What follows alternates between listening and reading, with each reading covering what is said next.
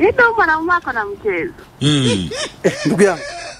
Mbona mimi nataka nimeenda nyumbani? Kidogo tu. Mzee, patanisho saa hii. Kwani shida ni nini? Sasa unajua yule dem hadi alikuwa anadai kumove mimi nikakata. Hadi sana ananipeleka patanisho. Wacha jokes. Patricia anataka move in. Aje? Hata kama mmedate 5 years, kumove in ni uongo. Unajua kumove in, msichana anataka kudrain out a grow. Sasa una saa hii, unaona kwa hiyo nyumba ya matope, hauwezi toka hapo ukimove in na msichana. Huyu anataka kuharibia maisha. Anataka usijenge.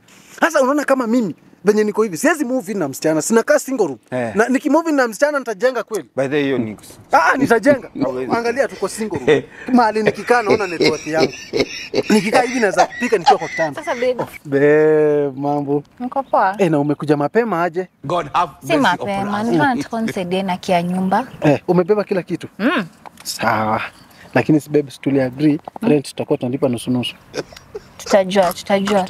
Sawa. That's my girl.